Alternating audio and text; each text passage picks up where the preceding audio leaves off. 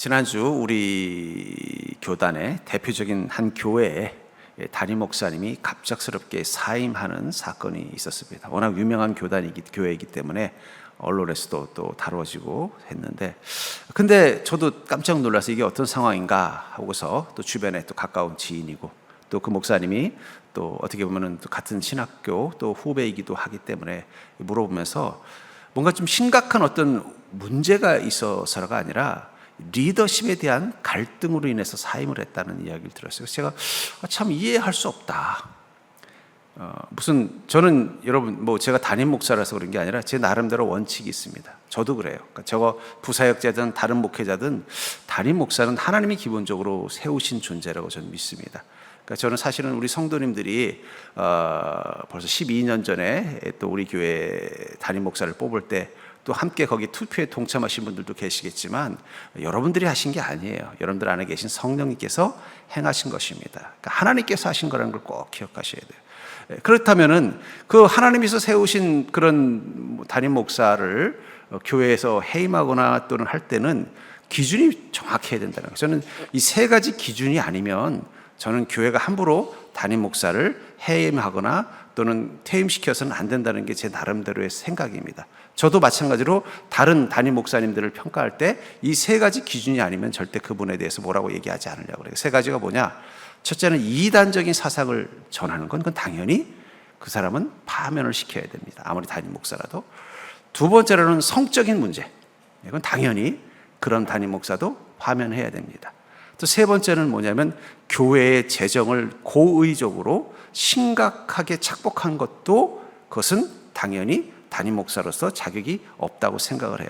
그러나 그 위에의 것들이라면 우리는 신중하게 담임 목사를 판단하고 평가해야 된다고 생각하는 게 저의 원칙입니다.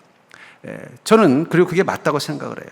근데 최근에 교회들에 일어나는 부분을 보면 그래도 요즘 새로운 목사님들은 나름대로 이 세 가지는 잘 지켜지는 분들이 많아요.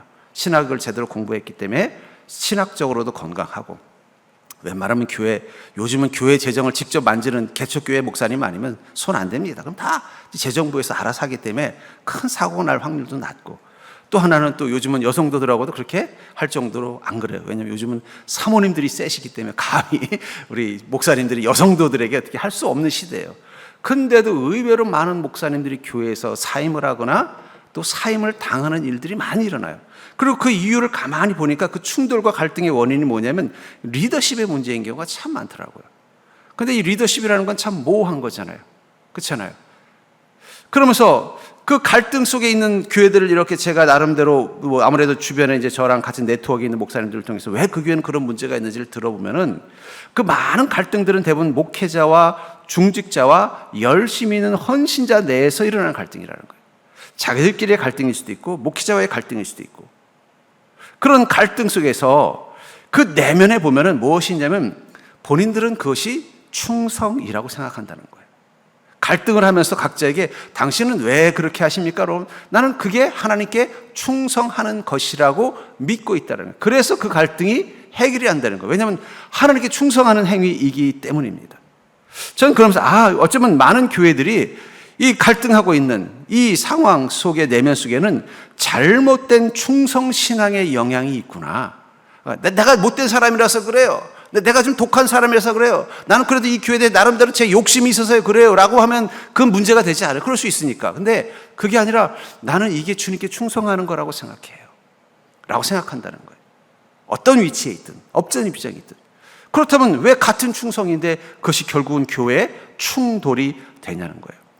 저는 여러분 이 고린도전서가 왜 쓰여졌는지를 한번 생각해 보셔야 돼요. 고린도서 1장 11절부터 13절에 보면은 내 형제들아 근로의 지편으로 너희에 대한 말이 내게 들리니 곧 너희 가운데 분쟁이 있다는 것이다. 고린도서를 쓴 이유를 뭐라고 말하고 있어요?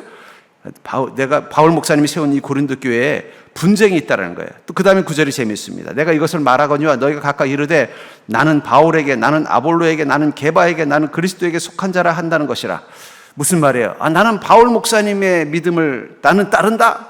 나는 아볼로 목사님의 믿음을 따른다. 무슨 말이냐? 그래도 교회의 가장 수장은 베드로 게바인데 게바 목사님의 말씀을 따라야지. 무슨 소리야? 교회는 예수 그리스도가 주인이야. 나는 그리스도를 따른다.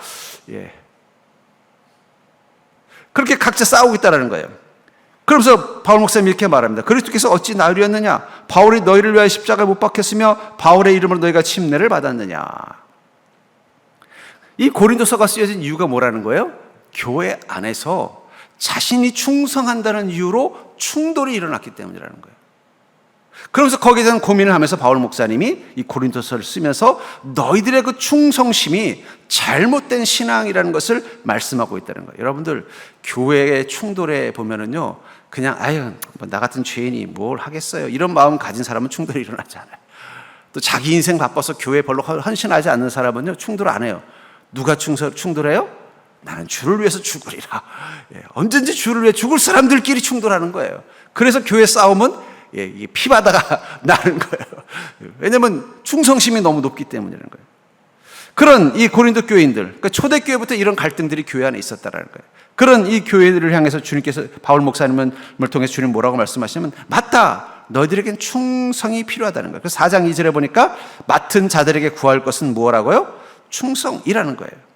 그러나 그 충성이 교회에 유익이 되는 충성인가, 아니면 교회에 해악이 되는 충성인가를 좀 돌아볼 필요가 있다는 거예요.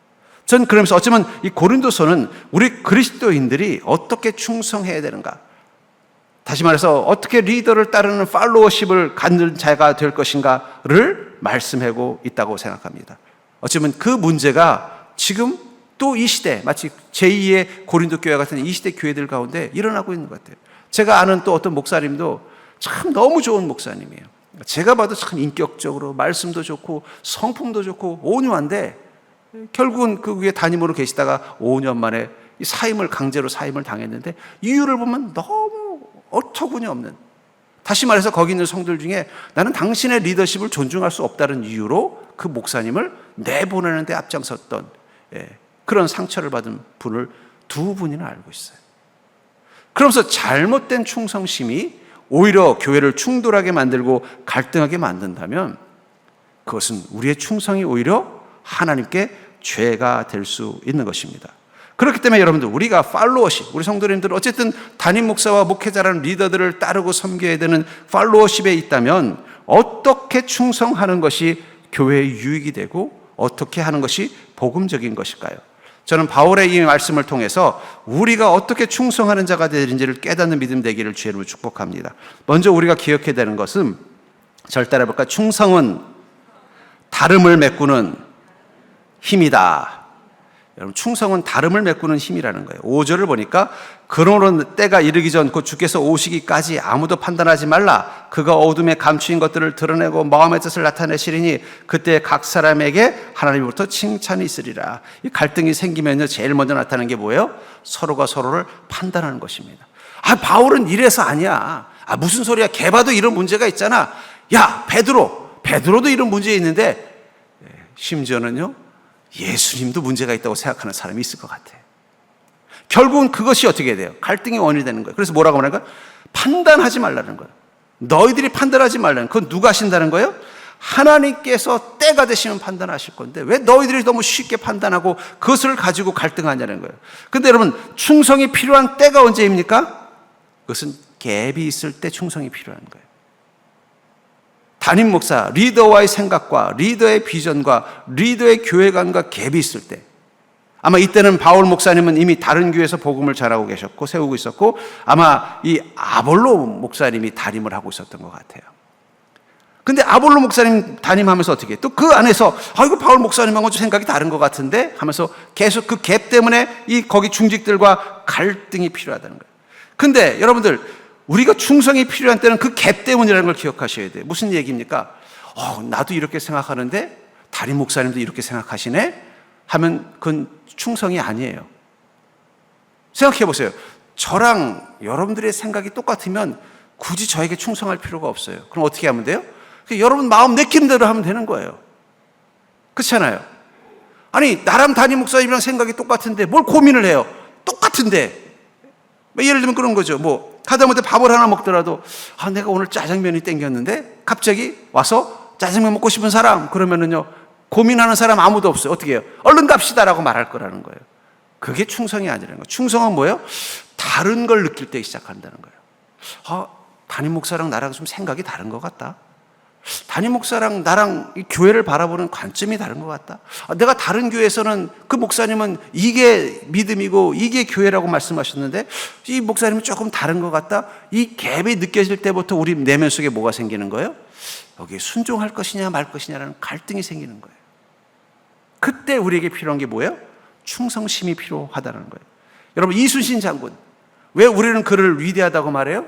단순히 전쟁을 잘 치르는 명장이라서가 아니라 그분은 충성이 무엇인지를 우리에게 정확히 가르쳐 줬기 때문이라는 거예요. 그래서 그분을 누구라고 불러요? 충무공이라고 부르는 거예요. 충무공. 진짜 충성이 무엇인지라는 진정한 무사였다라는 뜻으로 충무공이라는 말을 쓴 이유가 뭐예요? 이순신 장군은 그 당시 때 이 선조대왕하고 별로 사이가 안 좋았습니다. 선조대왕은 이순신 장군을 싫어했어요. 왜냐하면 백성들이 왕보다 이순신 장군을 더 좋아하는 거예요. 그러니까 이순신 장군이 뭘 하려고 하면 어떻게 돼요? 자꾸 딴지를 거는 거예요. 오히려 원균을 더, 이거 원균 장군이 더 잘하지. 그러다 보니까는 이 원균이랑 또 선조대왕의 마음을 아니까 어떻게 돼요? 이순신 장군을 모함을 한 겁니다. 그래서 결국은 모든 관직을 빼앗기고는 백의종군하라. 백의종군하라는 건 뭐예요? 이등병으로 소위 말하는 이 사단장을 이등병으로 강등시킨 거예요. 여러분들이 만약에 사단장 하다 이등병 강등시키면 어떻게 하겠어요? 저 그만두겠습니다. 이러지 않겠냐는 거예요. 근데 이순신 장군은 어떻게 해요? 이등병 복장 입고 그 왕의 명령 따라 가더라는 거예요. 왜 그렇습니까? 이순신 장군하고 선조대왕하고 마음이 합하면 갈등할 필요가 없는 거예요. 근데 갈등이 생기는 생각이 달라지는 지점이 있으니까 거기서 자꾸 어떻게 돼요? 이순신 장군은 왕이시여 이렇게 하면은 위험합니다. 그러니까 그 말이 듣기 싫어서 어떻게 돼요? 그러니까 자꾸 이제 이순신 장군을 자꾸 내친 거예요. 그러다가 결국은 어떻게 됐어요? 이순신 장군이 옳다는 게 이제 나중에 판정이 되고 이순신 장군은 또 우리가 알고 있는 그 위대한 해전을 통해서 우리가 일본과 싸워 승리하는 그 위대한 공을 한 겁니다. 그래서 저는 어떤 분이 농담으로 하더라고요. 이순신 장군이 일본군의 총알에 안 맞았을 수도 있는데 맞아 죽은 이유는 이기고 나가서 또 선조대왕하고 사이가 나빠지는 게 피곤하니까 그만하고 싶다는 마음으로 했다라는 뭐 그런 우스갯스러운 농담도 합니다만 중요한 건 뭐예요? 충성이라는 것은 다른 부분을 메꾸는 것입니다. 예수님도 하나님께 충성하셨습니다. 그것을 마태복음 26장 39절부터 42절에 이렇게 말해요. 조금 나아가 얼굴을 땅에 대시고 엎드려 기도하여 이르되 내 아버지여 만일 할만하시거든 이 잔을 내게서 지나가게 하옵소서. 그러나 나의 원대로 마옵시고 아버지의 원대로 하옵소서. 주님의 마음과 하나님의 마음이 일치하지 않았습니다. 또 제자들에게 오사 그 자는 것을 보시고 베드로에게 말씀하시되 너희가 나와 함께한 시간도 이렇게 깨어있을 수 없더냐? 시험에 들지 않게 깨어있으라. 누가 시험에 든다는 거예요? 예수님이 시험에 든다는 거예요. 여러분, 예수님도 시험 든다는 사실을 기억하시기 바랍니다. 무엇 때문에 시험 들어요? 하나님의 뜻과 내 생각이 다르다는 것이 시험이 되는 거예요. 하나님 꼭 저를 죽이셔야 되겠어요? 저를 꼭 십자가에 달리게 하셔야 되겠어요? 저도 육신을 가진 인간입니다. 저도 죽음이 두려운 존재입니다. 다시 두 번째 나아가 기도하여 이르되 내 아버지여 만일 내가 마시지 않고는 이 잔이 내게서 지나갈 수 없거든 아버지의 원대로 되기를 원하나이다. 저는 왜 두 번 아버지의 원대로 되기를 원하나이다 라고 말씀하셨을까요? 저는 이게 강조법이라고 생각해요. 전 주님께 충성하겠습니다. 그러니 어떻게 한 번만 더 생각해 주시면 안 돼요? 근데 하나님은 끝까지 어떻게 하셨어요? 사랑하는 아들아, 네가 십자가를 져야 나의 일이 완성이 되는 거다. 그리고 거기에 충성한 것이 바로 아버지의 원대로 하겠습니다라는 거예요. 그러니까 그리스도인에게 충성심이 필요할 때는 뭐예요? 내가 그 차이를 메꿔야 할 때라는 거예요. 교회의 생각과 여러분들의 생각이 달라질 때가 있어요. 담임 목사님의 비전과 여러분들의 비전이 일치하지 않을 때가 있습니다. 또 내가 속한 어떤 조직의 어떤 부서의 사역의 방향과 섬기고 있지만 내가 생각하는 것이 다를 때가 있다는 거예요. 거기서 우리는 예수님처럼 좀 고민 좀 하세요. 고민. 무릎 꿇고 어떻게 했다는 거예요? 예수님도 나는 이런 마음이지만 그러나 내 원대로 하지 마옵시고 아버지의 원대로 하옵소서라고 말하는 것. 그게 충성이라는 거예요. 충성은 차이가 있기 때문에 다름이 있기 때문에 메꾸는 것입니다. 그러니까 어쩌면 여러분들이 충성해야 된다는 생각이 들어야 될 때는 언제라는 거예요? 내 생각과는 좀 다른데, 내 믿음과는 좀 다른데, 내 방향과는 좀 다른데 라고 생각될 때부터가 우리는 충성을 결정하고 충성된 믿음을 가져야 되는 시간이라는 거예요. 그게 충성이라는 거예요. 그러니까 내 마음하고 똑같다고 해서 그걸 잘하는 건 충성이 아니에요. 나도 그렇게 생각하는데 열심히 하는 건 충성이 아닙니다. 그건 내가 원하는 걸 하는 것뿐이라는 거예요. 내가 생각한 거 다를 때, 그때부터가 충성이 들어간다는 거예요. 두 번째로, 해악이 아닌 교회에 유익이 되는 충성관, 그 팔로워십을 가지려면요, 충성의 절대 요소는 성실입니다. 바울 목사님은 이 고린도 교인들에게 뭐라고 말하는 거예요? 너희들이 주님의 일꾼이라면 당연히 어떻게 하라는 거예요? 맡은 자에게 구할 것은 충성이다. 그 충성의 모습을 가지면서 일꾼 이야기를 하고 있습니다. 1절부터 4절을 다시 한번 읽어보시면, 사람이 마땅히 우리를 그리스도의 일꾼이 하나님의 비밀을 맡은 자로 여길지어다. 그러나 맡은 자들에게 구하는 것은 충성이니라. 너희에게나 다른 사람에게나 판단받는 것이 내게는 매우 작은 일이라. 나도 나를 판단하지 않으니. 왜냐하면 이게 뭔가 바울 목사님에 대해서 뭔가 지금 내가 생각하기에는 바울 목사님도 문제가 있다라고 생각하는 성도들이 있었던 것 같아요. 그러니까 너희들이 판단하는 거 나한테 그렇게 중요한 게 아니라는 거예요. 내가 자책할 아무것도 깨닫지 못하나 내가 돌아봐도 내가 가지고 있는 비전과 목회 철학에 아무 문제가 없다고 생각한다는 거예요. 이로 말미암아 의롭다함을 얻지 못하노라. 다만 나를 심판하실 이는 주시라. 이것 때문에 너희들이 뭔가 나에 대해서 불만과 불평이 있다는 거, 그거 내가 알다는 거예요. 하지만 나를 심판하실 이는 누구라는 거예요? 주님이라고 말하고 있다는 거예요. 그러면서 여기서 뭐라고 말했어요? 맡은 자에게 구할 것은 충성이다. 여러분, 우리는 그리스도인의 일꾼입니다. 모든 그리스도인들은요, 사명자예요. 사명자의 가장 주요 덕목은 뭘까요? 일꾼에게 가장 중요한 덕목은 충성입니다. 우리에게 일이 맡겨졌으면 그 일을 잘 감당하는 게 충성이라는 거예요. 그 충성이라는 이 단어가 한자로는 가운데 중자, 마음 심자의 정성성자예요. 그러니까 무슨 말이에요? 충성이 정성을 다해서 마음의 중심을 잡는 게 충성이에요. 이 충자라는 게 가운데 중자의 마음 심자를 쓰거든요. 그러니까 흔들리지 않고 좌우로 왔다리 갔다리 하고. 그러니까 여러분, 제일 나쁜 신앙이 뭔지 아세요? 변덕스러운 신앙이 변덕스러운 신앙. 어떨 때는 목사님 좋다 그랬다가 목사님 요즘 왜 그래? 이거 제일 나쁜 거예요. 초지일관 하세요. 초지일관. 그리고 어떤 부분에 대해서 하나님께서 이렇게 말씀하셨다면 흔들리지 않고 어떻게 해요? 성실하게 정성을 다해서 가운데 중심된 마음을 지켜내는 것처럼 성실한 게 필요하다는 거예요. 제가 오늘 이 칼럼에서도 이 공동체의 힘은 어디서부터 나온다 그랬어요? 성실로부터, 성실한 그리스도로부터 나온다고 말씀드렸어요. 에베소 6장 5절에 보니까 종들아 두려워하고 떨며 성실한 마음으로 육체의 상전에게 순종하기를 그리스도께 하듯 하라. 이 말씀을 한 이유가 뭘까요? 이 같은 교회 안에, 에베소 교회 안에 두 종류의 그리스도인이 있었던 거예요. 뭐냐면 소위 말하는 지배계층인 주인인 그리스도인이 있었고, 또 그 집에 종으로 있었던 종인 그리스도인이 있었던 거예요. 근데 같이 예배 생활하다 보니까 어떤 얘기가 나와요? 우린 주 안에서 다 하나다, 형제다. 우리 주님께만 충성하면 되는 존재다. 하니까 언제부터 그 종들이 어떻게 됐어요? 주인한테 함부로 행동하는 거예요. 그러니까 이 주인이 사회에서는 자기가 주인으로서 또 귀족으로서 인정받다가 갑자기 교회 오더니 어떻게, 우리는 하나님께만 충성하면 돼 하면서 함부로 대하는 거예요. 그것이 또 교회 안에 뭐가 된 거예요? 갈등이 된 거예요. 그러니까 뭐라고 말하는 거예요? 너희는 그리스도를 순종하고 충성하는 것처럼 육체의 상전에게 충성하라라고 말하고 있다는 것입니다. 여기서 중요한 건 뭐예요? 그리스도께 하듯 육의 상전에게. 여러분들, 우리는 하나님께 충성하는 자들입니다. 근데 하나님께 충성하는데 누구에게도 그렇게 하라고 말하고 있어요? 육의 상전에게도 그렇게 하라는 거예요. 저는 저희 아이가 늘 가르치는 게 뭐냐면, 네가 어느 조직에 가든 그 조직의 리더에게 충성해라. 충성은 너의 자세이고 성품이라고 가르쳐요. 여러분, 충성은 자세이고 성품입니다. 쉽게 말하면 훌륭한 리더에게 충성하는 것과 문제가 많은 리더에게 충성하는 건 똑같아요. 왜냐하면 그건 그 사람의 성품이기 때문에. 나는 훌륭한 리더에겐 충성하고 문제 많은 리더에겐 충성 안 한다, 그런 성품은 없어요.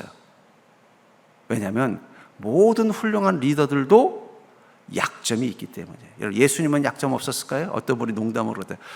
요즘 교회는요 예수님이 와도 힘들어요 그러더라고요. 여러분, 예수님도 약점이 있었어요. 그러니까 예수님 제자 중에 충성하지 못한 제자가 있잖아요. 누구예요? 가룟 유다. 가룟 유다는 예수님이 마음에 안 들었던 거예요. 그렇다고 예수님이 무슨 엄청난 죄를 지었습니까? 자기의 뜻과 안 맞는 거예요. 자기의 뜻과. 아니 자꾸 예수님은 가룟 유다는 아니 왜 자꾸 예수님 뭐 십자가 타령을 하고 있냐. 내가 언제 십자가 가자고 내가 예수님 왜 따라다니는데. 예수님 따라다니면 예수님의 오른편에 앉아서 내가 이 이스라엘의 이 예루살렘에 예수님이 입성하면 나도 한 자리 차지하는 높은 자리에 올라갈 줄 알았던 거예요. 가룟 유다만 그런 생각했을까요? 어느 날 이 야고보 요한의 어머니가 와서 뭐라고 그래요? 예수님 그날이 오면은 우리 아들 첫째는 우편에 둘째는 좌편에 서게 해주세요 부탁을 하잖아요. 또 그 옆에서 그걸 듣고 있던 제자들이 와 화를 내면서 아니 이게 뭡니까? 아무리 예수님하고 친척지간이라지만 그건 너무합니다. 그러니까 다 똑같은 마음이었던 거예요. 뭐예요? 예수님께서 이제 유대의 왕이 되면 나는 국무총리, 쟤는 뭐 재정부 장관 시키겠지.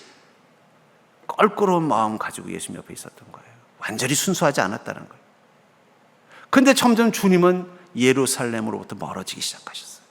오히려 십자가와 가까워지기 시작했어요. 오히려 좀 가까워져야 되는 유대 지도자들부터 자꾸 원수가 되고 등을 지는 거예요. 거기에 가장 큰 불만을 가진 게 누구예요? 가룟 유다였던 거예요. 가룟 유다. 가룟 유다만 불만이 있었던 거 아니에요. 베드로도 불만이 있었지만 그럼에도 불구하고 베드로는 어떻게 한 거예요? 주와 함께 죽으러 가자. 내가 처음 생각했던 예수님 모습은 아니지만 나는 끝까지 예수님은 그리스도시요 살아계신 하나님이라고 고백했다면 나는 주님과 함께 끝까지 가겠다는 거예요. 물론 3번 부인하긴 했지만 적어도 그는 충성을 고민하는 거예요. 근데 가룟 유다는 어땠어요? 왜 자꾸 예수님은 내 생각과 달라지시지? 왜 저 여인이 좋은 값비싼 향유를 가져왔으면 야 아사라 그거 나한테 줄 필요 없다. 그렇지 않아 내가 어젯밤에 또 우리 누가 주는 좋은 비누로 머리 감았으니까 이거 나 줘라. 내가 이거 가져가서 우리 가룟 유다에게 줘서 이거 현금으로 환금해서 이거 어려운 사람들 돕겠다. 이렇게 하시면 되는데 왜 그러시지? 가룟 유다는 예수님 이해가 되지 않았던 거예요. 자꾸 이해되지 않으니까 어떻게 돼요? 주님으로부터 멀어지기 시작하고 불평이 많아지기 시작하고 나중엔 어떻게 돼요? 주님을 팔아버리게 된 것입니다. 그렇기 때문에 주님은 뭐라고 말씀하세요? 그리스도께 하듯 육의 상전에게 하라는 거예요. 왜냐하면 충성은 성품이기 때문입니다. 저는 우리 아이에게 그 성품을 가르쳐 주는 거예요. 그리고 제가 우리 아이한테도 늘 강조하는 게 뭐냐면 야, 너 아빠한테도 순종하지 못하면서 어떻게 하나님께 순종할 수 있니? 눈에 보이는 아버지한테도 순종 못하면서 어떻게 눈에 안 보이는 하나님께 순종할 수 있니? 나는 그건 믿지 않는다. 그렇잖아요, 여러분. 눈에 있는 것도 잘 못하는데 어떻게 눈에 보이지 않는 하나님께 어떻게 충성할 수 있습니까? 시편 7편 8절에 보니까 여호와께서 만민에게 심판을 행하시오니 여호와의 나의 의와 나의 성실함을 따라 나를 심판하소서. 하나님의 심판의 기준이 뭐라는 거예요? 얼마나 충성된 성실함의 믿음으로 주님과 함께 동행하는 자냐는 것입니다. 전 그러면서 여러분들 충성의 절대적인 요소는 성실이에요. 여러분들이 교회를 섬기기로 결심했다면 흔들리지 마세요. 자꾸 왔다 갔다 하지 마시라는 거예요. 어떨 때는 정말 충성하는 자처럼 보였다가 어떨 때는 저분은 별로 충성할 마음이 없는 자처럼 보였다가 이게 나쁘다라는 거예요. 한결같이. 그리고 이 성실하라는 이 말이 히브리어로 이 토움이라는 단어를 쓰는데 이 말은 완전이라는 뜻도 있어요. 다시 말해서 뭐예요? 성실하게 충성하는 것이 완전한 믿음이라는 뜻도 가지고 있다는 것입니다.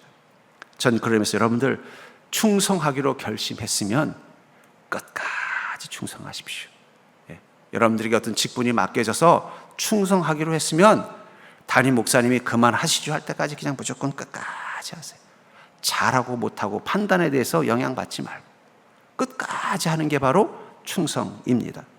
무엇보다도 해의 악이 아니라 교회에 유익이 되는 충성과는 좋은 충성은 좋은 모델로부터 정해지는 것입니다.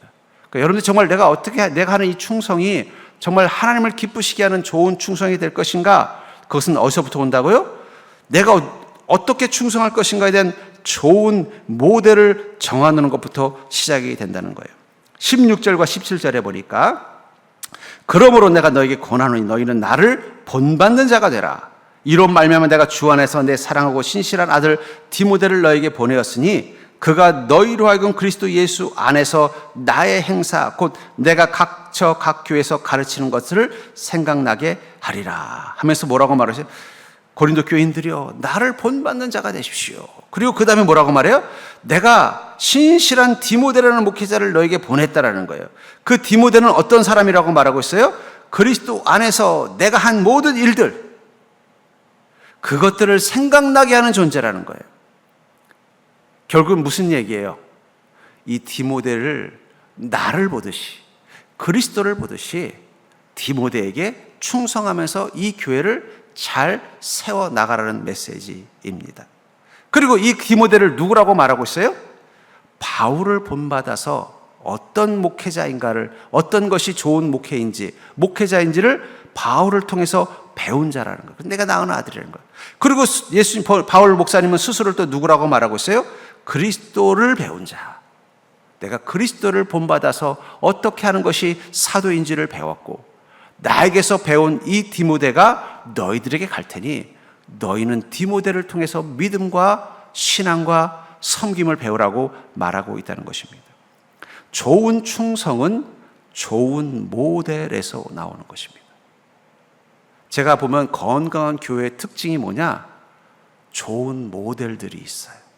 몇 번 예화로 들었습니다만 제가 전에 섬기던 교회 담임 목사님이 계셨는데 그 목사님이 처음 개척할 때 그 교회에 김옥순 권사님이라는 분이 계셨는데 그분이 그렇게 목사님께 충성했대요. 뭔가 힘든 일이 있으면 그 성도님은 그걸 다, 개척 교회니까 얼마나 힘든 일이 많겠어요. 그걸 막 그래서 목사님이 그 권사님을 너무 아끼셨다는 거예요. 그리고 교회가 성장해서 이제는 이제 소위 말하면 몇천 명이 모이는 이제 큰 교회가 되는 거예요. 근데 그만 그 권사님이 병이 나셔서 돌아가신 거예요. 그 목사님이 너무 속상해서 장례를 치르는데 어디 장례식장은 어디로 할 겁니까? 그랬더니 자기네들 선산에 있더라고요. 그래서 안 된다고.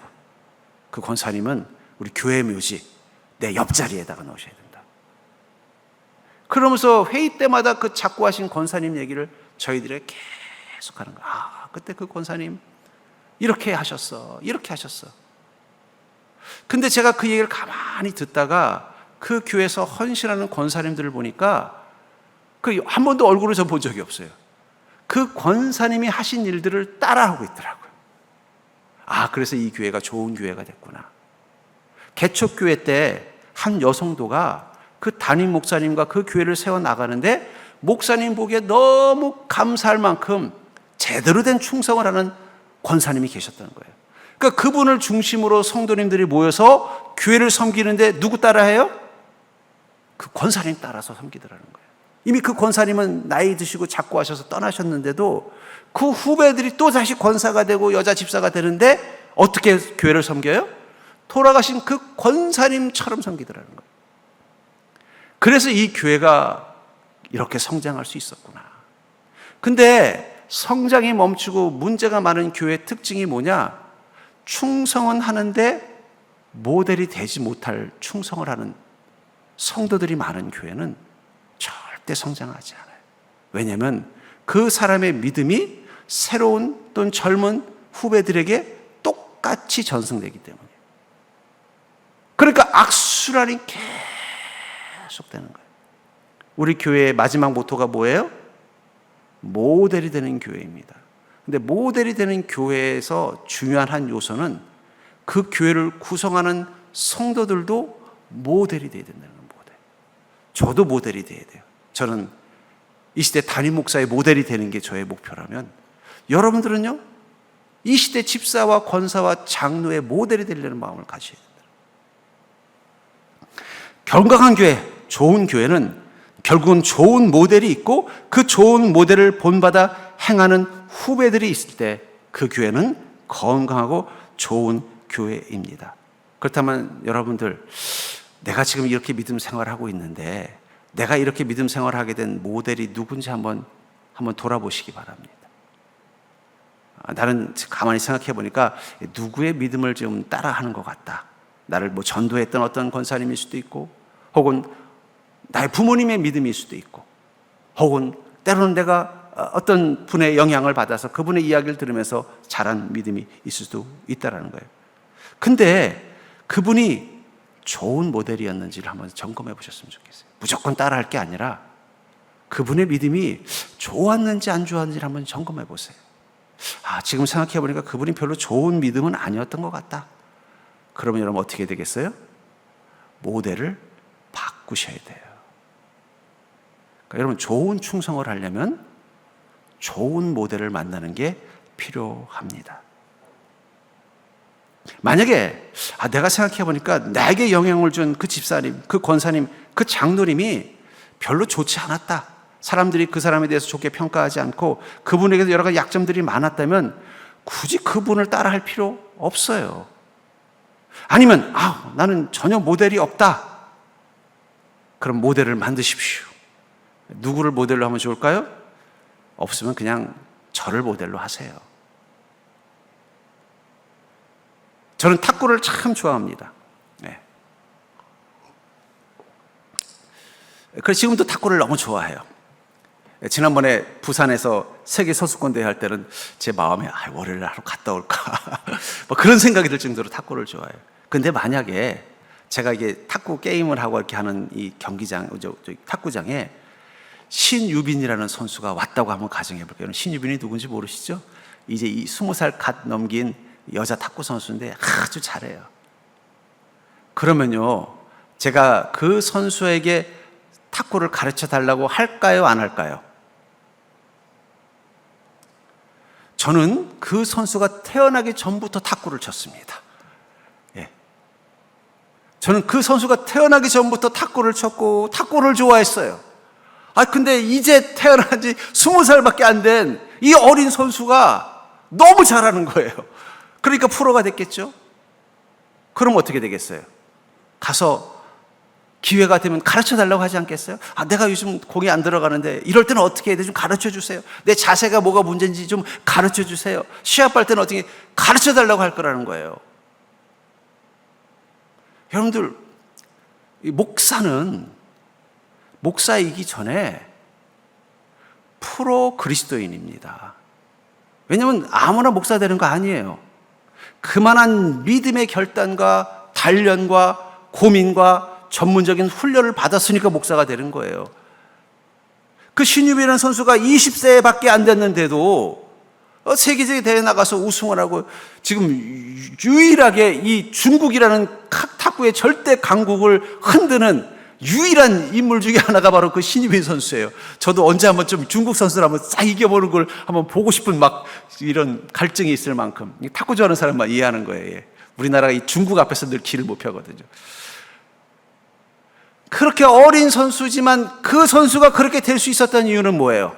재능도 있고 받은 훈련량도 있고 자기 인생의 모든 걸 거기에 몰입했기 때문에 프로가 된 거예요.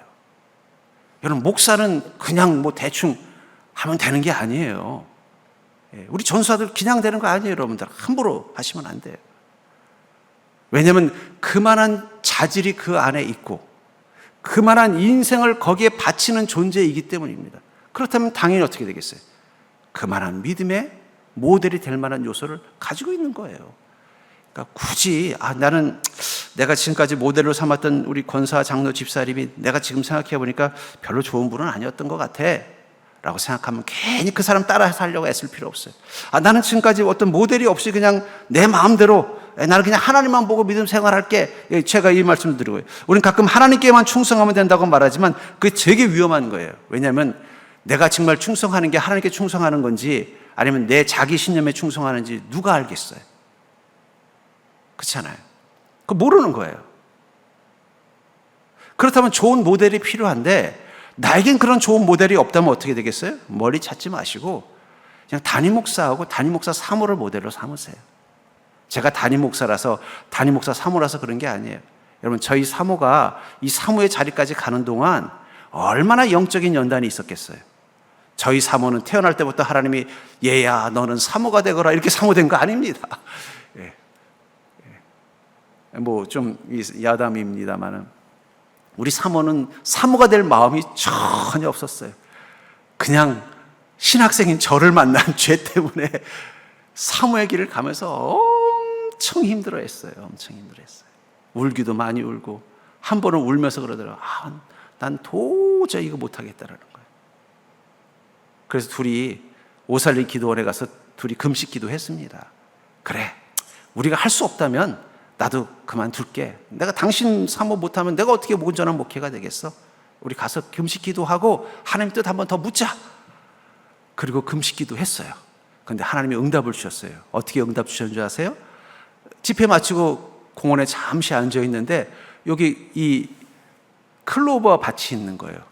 근데 거기서 네잎 클로버를 한 100개를 주셨어요. 여러분, 네잎 클로버 줍기 힘들어요. 근데 그 자리에서 네잎 클로버를 100개를 주신 거예요. 둘이 이게 뭐냐? 그래서 그때 이게 하나님 주신 사인이다. 너가 사모가 된 건 이 행운 복이라는. 그래서 그 100개를 다 가져다가 코팅을 해서 많이 나눠줬어요. 한동안 저희 책갈피에도 많이 있었어요. 그래서 제가 그 다음에 또 그 기도원에 가서 그 생각이 난 거예요. 그래서 거기 있는 그 네잎 클로버 있는데 밭을 가봤는데 한 개도 없더라고요. 그렇게 신기해요. 그때는 그렇게 많아가지고 막 담아가지고 야 이게 웬일이냐면서 잔뜩 땄는데 다음번에 갔더니 한 개도 없는 거예요. 하나님께서 우리 사모가 사모의 길을 갈 수 있도록 하나님께서 이 사인을 주신 거예요. 그런 과정 거치면서 온 거예요. 엄청난 갈등, 또 가난한 주의 종을 섬겨야 되는, 또 이 가정적으로 책임져야 되는 어려움, 또 사모 생활하면서 교회에서 여러 가지 어려움들을 하나씩 다 품어가면서 저렇게 된 거예요, 여러분들. 그냥 목사 하나 만나서 딱 된 게 아니에요. 그냥 사모가 아니어도 뭐 저희 아내라서 그런 게 아니라 괜찮은 그리스도인입니다.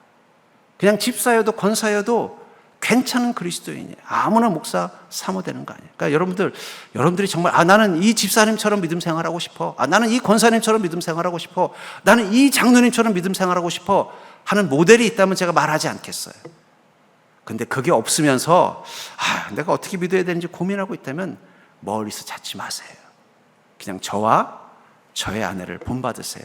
바울 목사님 뭐라고 말씀하고 있어요? 너희는 나를 본받는 자가 되라. 교만해서가 아닙니다. 멀리서 찾을 필요 없다는 거예요. 우린 교회 내 충돌, 정말 어떤 심각한 죄와 악이 들어와서 충돌이 일어난다면 그건 있어야 돼요. 그래서 그 죄와 악이 교회 안에서 제거되어야 할 것입니다. 근데 그게 아니라 충분히 서로 화합할 수 있고 충분히 서로 협의할 수 있고 충분히 하나가 될 수 있는데 충돌하는 부분은 충성에 대한 오해로부터 시작이 된다는 사실을 기억하셔야 돼요. 그렇기 때문에 그 충돌이 있는 자리에서 우리가 점검해야 되는 것은 내가 주님을 섬기는 바른 충성인가를 돌아봐야 된다는 것입니다. 좋은 교회, 건강한 교회는 나의 열심이 하나님을 기쁘시게 하는 열심이 될 때 이루어지는 것입니다. 나의 열심이 하나님의 기쁨이 되지 못하는 열심이라면 차라리 열심이 없는 게 나을 수 있다는 거예요. 그래서 로마서 10장 2절부터 3절에 보니까 내가 증언하노니 그들이 하나님께 열심히 있으나 올바른 지식을 따르는 것이 아니니라. 하나님의 의를 모르고 자기 의를 세우려고 힘써 하나님의 의에 복종하지 아니하였느니라. 자기는 딴에 열심을 다해 교회를 섬기고 있다고 했지만 올바른 지식을 따른 게 아니면 뭐라는 거예요? 하나님의 의가 뭔지도 모르고 자기 의를 세우려고 열심히 해서 그 결과 오히려 하나님의 의에 복종하지 못하는 죄를 지을 뿐이라고 말하고 있다는 거예요. 그러니까 여러분들 우리가 무조건 충성하면 안 되고 제대로 충성해야 돼요. 우리 옆 사람 보기 살까요? 무조건 충성하지 말고 제대로 충성합시다. 그러면 우리 교회는 정말 좋은 교회가 될 거예요. 여러분들의 그 열심이 하나님의 의가 되고 하나님의 기쁨이 된다면 우리 교회는 어떻게 되겠어요? 복된 교회가 될 것입니다. 전 여러분들이 그런 멋진 교회를 만들어낼 수 있는 지금 이 시대에 정말 필요한 모델이 되는 성도들, 모델이 되는 일꾼들이 될 수 있기를 주의 이름으로 간절히 축원합니다.